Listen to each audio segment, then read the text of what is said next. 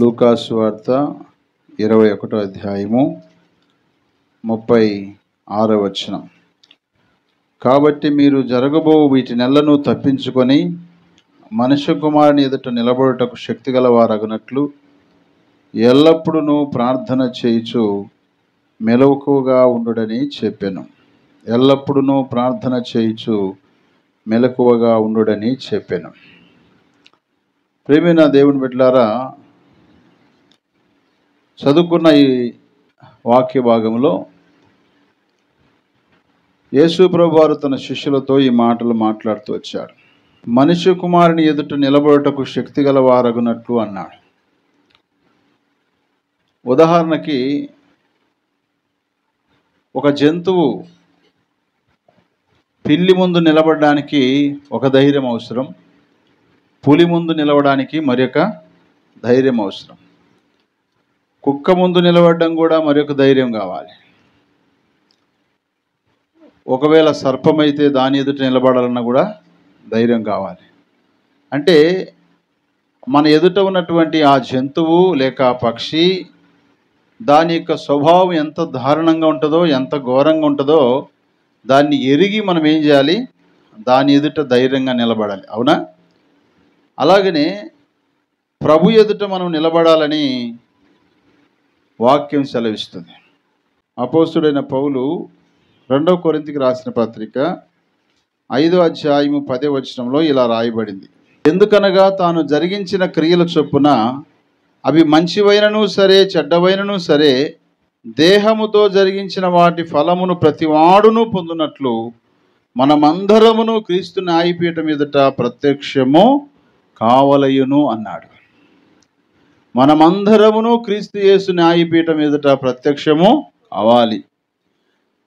అంటే క్రీస్తు యేసు ఎదుట మనం ప్రత్యక్షము కావాలంటే మనకి ఏం కావాలంట? ధైర్యము కావాలి. అందుకే ప్రభు చెబుతూ అన్నాడు, మీరు దేవుని ఎదుట నిలబడటకు శక్తి గలవారగునట్లు ఎల్లప్పుడూ ఏం చేయాలట? ప్రార్థన చేయుడి అన్నాడు.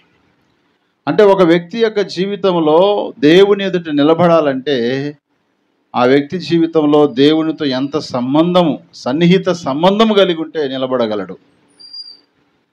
ఒక అధికారి ముందు నిలబడాలంటేనే ధైర్యం చాలదు కదా.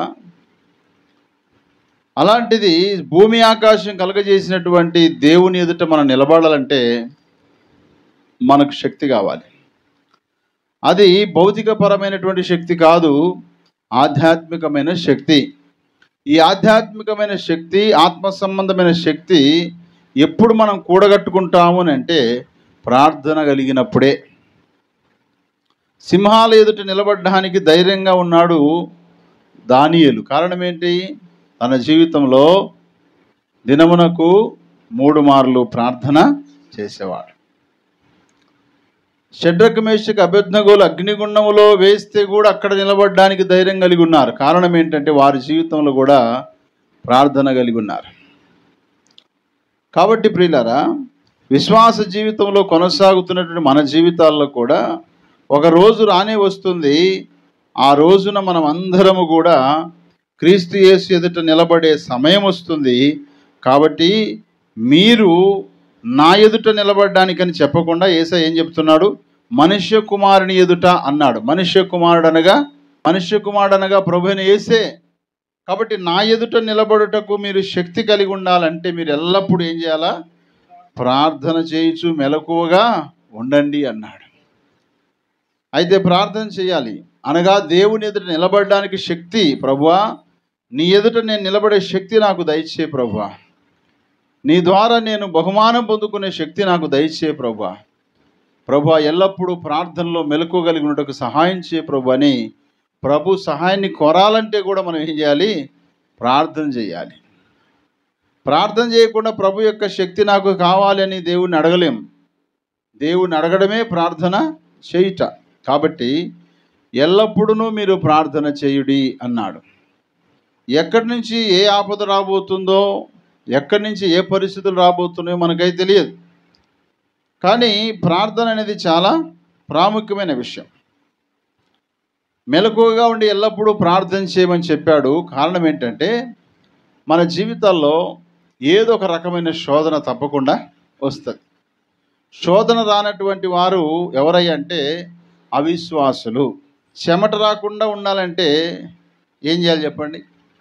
ఫ్యాన్ వేసుకొని ఏసీ ఆన్ చేసుకొని కూర్చుంటే చెమట వస్తుందా? రాదు. కష్టపడే వారికి ఏమొస్తుంది? చెమట వస్తుంది. ప్రభు కోసం బ్రతికే వారికి కూడా ఏమొస్తాయి? శోధనలు వస్తాయి. కొంతమంది ప్రార్థన చేసి, ప్రభువా ఈ రోజంతా ఏ శోధన రాకుండా నన్ను కాపాడు ప్రభు అని ప్రార్థన చేస్తారు. అలాగా చేయాల్సింది. ప్రభు ఈ రోజంతట్లో నాకు రాబోయే శోధనలు ఉంటాయి, ఈ రాబోయే శోధనలో నుంచి నన్ను తప్పించు ప్రభువా, ఈ శోధనలు ఎదుర్కొనే శక్తి నాకు దయచే ప్రభు అని ప్రభు సహాయాన్ని మనం కోరుకోవాలి. మత్తయి సువార్త 26వ అధ్యాయము 41వ వచనం మనం గమనించినట్లయితే ఇలా రాయబడింది, మీరు శోధనలో ప్రవేశించకుండానట్లు మెలకువగా ఉండి ప్రార్థన చేయుడి, ఆత్మసిద్ధమే గాని శరీరము బలహీనమని పేతురుతో చెప్పి మరలా రెండో మారు వెళ్ళి, నా తండ్రి నేను దీన్ని త్రాగుతేనే గాని ఇది నా యొద్ద నుండి తొలగిపోవట సాధ్యము కాని ఎడల నీ చిత్తమే చిత్తించునుగా కని ప్రార్థించి తిరిగి వచ్చి వారు మరలా నిద్రించుట చూసెను. ఏలయనగా వారి కన్నులు భారంగా ఉండెను.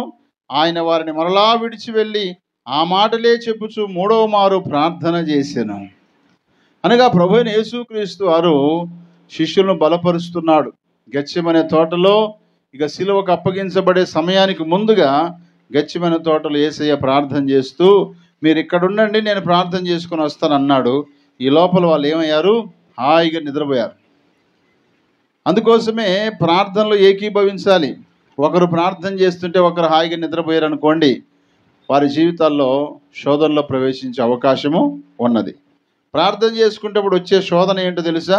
ప్రార్థన చేసుకునేటప్పుడు వచ్చే శోధన పేరు ఏంటంటే నిద్ర. ఏంటి? నిద్ర. అది నాకైనా మీకైనా ఎవరికైనా సరే కాక వస్తుంది. ఎదుటివారు ప్రార్థన చేసేటప్పుడు వారు ప్రార్థన ముగించే లోపల మనం ఆ లోపల ఒకసారికి పరదేశనో పరలోకాన్ని చూసి కిందికి వస్తాం.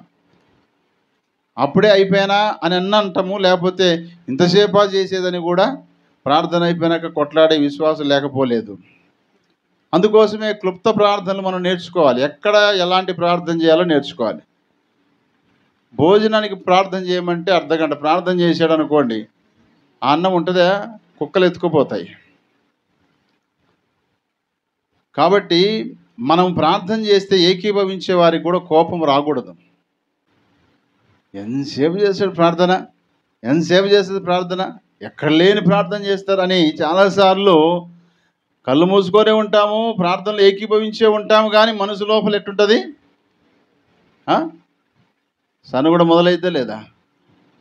ఖచ్చితంగా సనుగుడ ఏదో ఒక రూపంలో, నోటి నుంచి మాట రూపంలో బయటికి రాకపోయినా మనసు తలంపుల్లో నుంచైనా ఖచ్చితంగా వస్తుంది.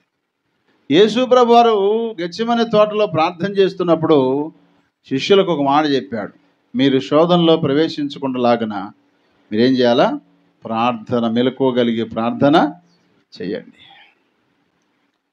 హోల్ నైట్ ప్రేయర్ ఉన్నప్పుడు మనకు ఎట్లా ఉంటుందంటే, నిద్ర కూడా మనకు కన్నులకు భారంగా ఉంటుంది కదా, ప్రతి ఒక్కరికి భారంగా ఉంటుంది.